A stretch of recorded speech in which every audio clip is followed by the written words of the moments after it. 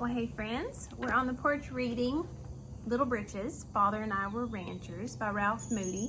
We are going to read one more chapter today. This is chapter 28, Riding in the Roundup. Riding hayrake and stacker horse were kind of monotonous after being at the mountain ranch with Hi and the cattle. If it hadn't been for the evenings, I don't think I would have liked it at all. Before Hi went back to the mountains, he told me that I would have to ride Sky High every night if I wanted him to remember all the things I had taught him during the spring, and that I ought to keep him in practice on cutting and roping by working on the young stock in the home pasture. There were about 25 men around the place during haying. 8 or 9 of them were cow hands who weren't needed with the stock through the summertime, and the rest were hands that Mr. Cooper had hired in Denver. All the cow hands were getting ready for the 4th of July roundup at Littleton. They always had roundups at the fairgrounds on 4th of July and Labor Day.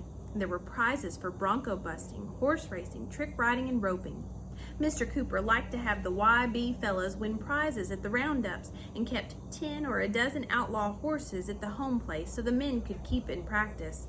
I wanted to try to ride a couple of them. They didn't seem to buck as hard as Prince used to, but Mr. Cooper wouldn't let me. And every night, he had one of the fellows ride with me when I was practicing with Sky High. Usually it was Tom Brogan. He wasn't very good at busting, but he could make a rope do more funny tricks than a monkey on a grapevine. I learned to do some rope tricks from him, but he couldn't make his old sorrel do tricks like High's Blue, and I never could seem to keep Sky in step with him. Mr. Cooper had Hi come in from the mountain ranch about the end of June, so he could get some practice on the outlaws before the roundup. And from then till the 4th, Hi practiced with me 3 or 4 hours a day. Mr. Cooper saw us riding together that first night after Hi came in from the mountains, and after that, he'd send Tom Brogan to ride for the Sacker horse at about 3 o'clock in the afternoon, and I had all the rest of the day with Hi. There wasn't any haying on the 4th of July, and everybody went to the roundup early in the forenoon. I rode Sky High, and I didn't have to stay in the grandstand either, like the other kids. Hi took me right out into the middle of the racetrack oval, where they had the bronco busting and bulldogging and calf roping. Hi won first prize in the bronco busting, and Tom Brogan in calf roping, but it was the trick riding that I liked best. One girl crawled clear around her horse under the belly and back into the saddle while he was on a dead run. Another one stood with her feet in loops of straps on the saddle pommel and rode all the way around the racetrack without losing her balance. And there were at least a dozen men riders who all did kinds of stunts, from going under a running horse to sliding off over one's tail and jumping back into the saddle. After everything else was over, the man with the megaphone shouted, "The last number on your program will be an exhibition of matched pair riding by Hi Beckham and Little Britches of the YB spread. Bring 'em out, Hi!" Hi hadn't told me we were going to ride. Tom Brogan picked me up by one arm and the hind end of my chaps and tossed me into the saddle, but my legs were shaking so that I could hardly get my feet into the stirrups. Then somebody opened the gate and let us out into the racing strip in front of the grandstand. It was a good thing I'd had those few afternoons to ride with Hi, because I was so mixed up at first that Sky High pretty nearly had to do everything by himself. It didn't help him much till it came to the end, where we went up to the grandstand changing lead, so that it looked as if both horses were dancing. As we went up, Hi said, "Grab your hat off, Little Britches. When you see me, grab mine." I did, and the people in the stands yelled louder than they did when Fred Otland's bays won the trotting race. All I could think of was that I wished Father could have been there to hear it. All the YB fellas went uptown to Monahan's saloon as soon as the roundup was over, and I went with them. Sky High didn't like going up Main Street very well and kept bobbing his head and dancing. But it was the doctor's horseless carriage that really scared him. He crow-hopped right up on the sidewalk in front of Schellenbarger's Market, and he was still trembling when I left him ground-tied at the hitch rail by Monahan's. I was about as nervous as Sky High, because I knew Mother wouldn't want me going into a saloon. Anyway, not unless I had to go in and see the sheriff. Hi set me up on the middle of the bar with lots of fellows came and shook hands with me and called me Little Britches and wanted to buy me some birch beer and sarsaparilla. But all the time, I seemed to be hearing Mother's voice as it was down there by the creek when she recited, "So live that when thy summons comes." I had to talk about something to get that out of my head, so I said to Hi, I'll bet we could do some stunts pretty near good as those trick riders. I can do that diving trick and come up on my feet like you did when Mother and I were planting potatoes. Then I told him about practicing it in the sandy spot when I was herding Miss Corcoran's cows. When we got back to the home ranch, everyone wanted to see me do it, even Mr. Cooper, and I almost wished I hadn't said anything about it. With Fanny, I'd always done the diving stunt bareback, and she never spooked or changed direction when I started my dive. I knew it would be a lot different to do with from a saddle, and I was afraid I might get a foot caught in a stirrup, or that Sky High might spook so that I'd land square on my head. I guess High was thinking about the same things anyway. He wouldn't let me try it till we went way out into the middle of the plow field, and then he led Sky High the first couple of times. I hadn't tried the stunt since about a month before we lost Fanny, and Sky didn't run very well in the plowed ground, so I kind of messed up the first couple of tries. After that, High let me try it alone, and it went better. From there on to the end of August, I don't think I always gave the man who was paying me a good day's work, the way Father told me to. I went back to the mountain ranch with the cattle, and we hardly got one cutting of alfalfa put up before another was ready to be started. But a couple of mornings every week, Mr. Cooper would say he had to go up to the mountains to see how the cattle were getting along so that I could go with him if I wanted to. Of course I always wanted to, and I would spend 2 or 3 hours practicing stunts with me. There were only 2 of them that were hard to learn, and we practiced them both a dozen times whenever I went to the mountains, and on Saturday afternoons when High came into the home place for one of them, High would have me stand facing him, then he'd take Sky Blue back 100 yards to give him a good start and come pounding down past me. As he came, he'd lean over in the saddle and stick one arm out straight. I'd stick my arm out straight too. If I kicked my leg up just at the instant our arms met, and if we got a handhold of each other's arms, I'd go flying right up back of his cantle.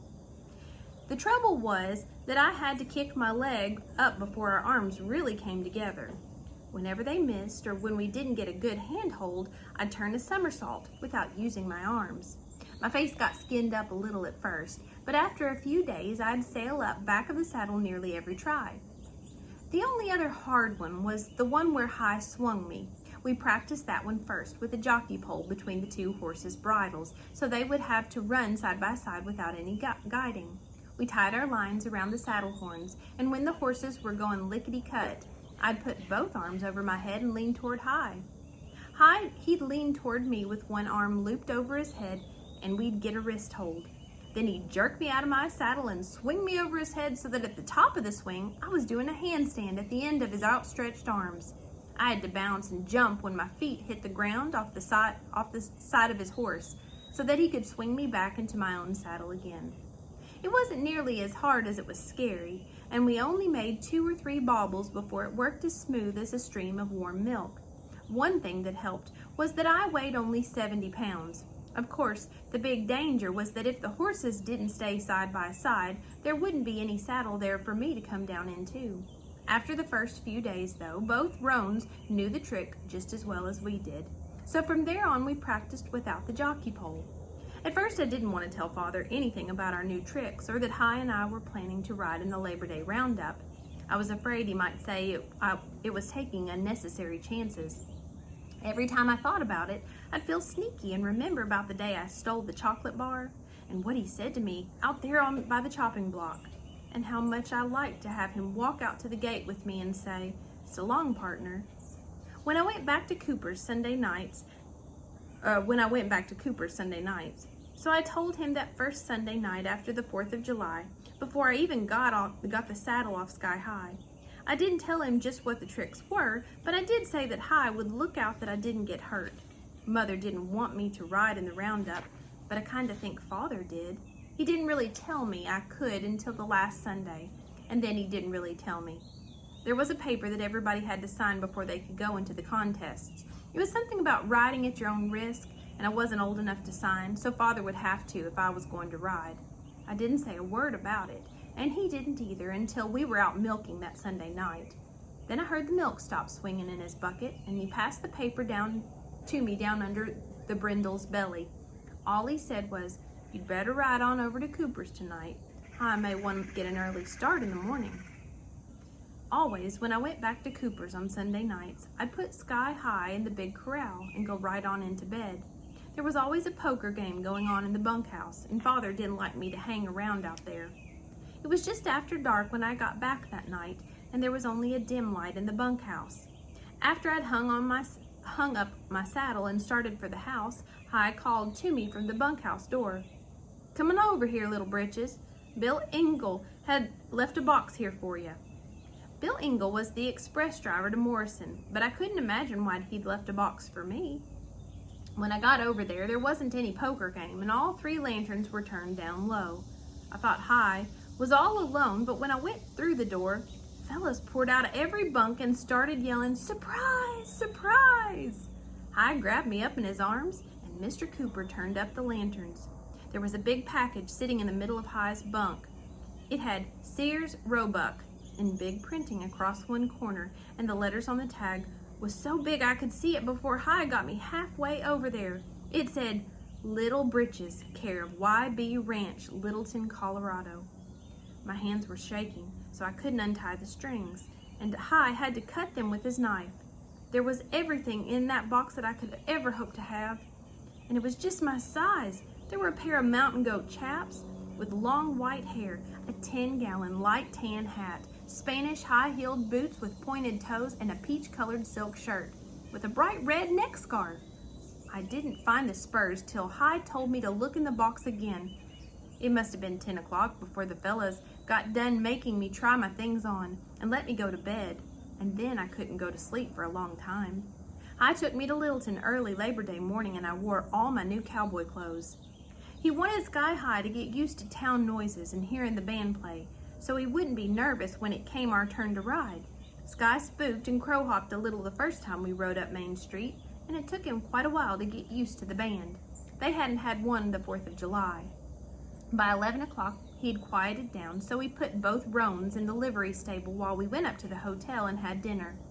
High had fixed it up with Father to meet us there, and when he came out after eating, our spring wagon was standing right in front of the hotel steps. Mother and all the youngsters were there, and I didn't know when I was any more glad to see them all. I had hoped Father would come to see me ride, but I'd never ever thought he'd bring the whole family clear down there. I knew Mother would have a fit if she ever knew what kind of stunts we were going to do, and I wasn't a bit sure Father wouldn't like it either. Of course, if he'd asked me, I'd have told him, but he didn't ask. Each rider or team in the trick riding contest had to draw a number out of a hat to see when they would get their turn. We drew the highest number, so we had to be last. There were some real good tricks, a lot better than the 4th of July. The nearer it came to our turn, the more nervous I got, and I think I would have chewed on all my fingernails if High hadn't been standing right there beside me. I was sure we couldn't win one of the prizes with all those fancy trick riders, and once or twice I almost wished that something would happen so we wouldn't have to ride at all. Every nerve in me was singing like a telegraph line on a cold night when the man with the megaphone hollered, "Hi Beckman and Little Britches on Sky Blue and Sky High representing the YB spread." Then we rode out onto the racetrack. I couldn't help seeing how nervous I was, and the first 2 or 3 tricks we did were the easy ones we had shown Father and Mother at home.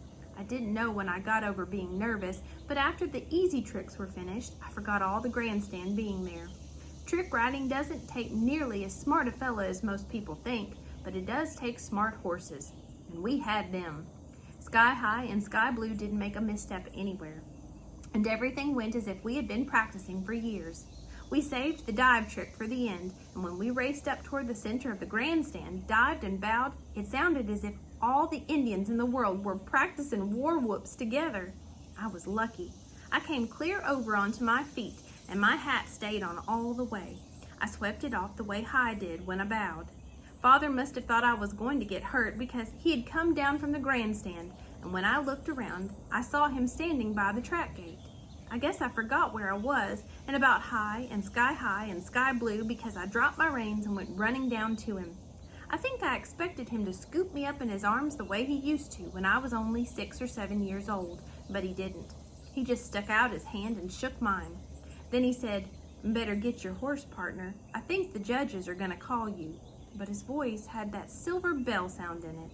I was nearly back to where Hi was bringing the horses when the man with the megaphone hollered, "First place in the trick riding contest, Hi Beckman and Little Britches of the YB spread. Hi, bring Little Britches on over here to the judges' stand." Most of the men in the Arapahoe and Jefferson counties must have come over to the judges' stand while they were giving Hi and me our gold watches, and I shook so many hands that my arm ached. Mother was still wiping her eyes when Father and I went up into the grandstand to show her my watch. I guess it would have been better if I had told her a little more about our tricks before we did them. Grace said Mother thought I was going to get killed every minute and was scared nearly out of her wits. I let all the other youngsters, even Hal, hold my gold watch and listen to it tick. And after the bucking contest was over and Hi had won another watch, we all went up to the drugstore and Father bought everyone an ice cream soda. It was the first one I had ever had, and I liked it even better than birch beer or sarsaparilla. Grace and the other youngsters liked theirs too, and so did Father, but I think Hi would have rather had a whiskey. What do you think?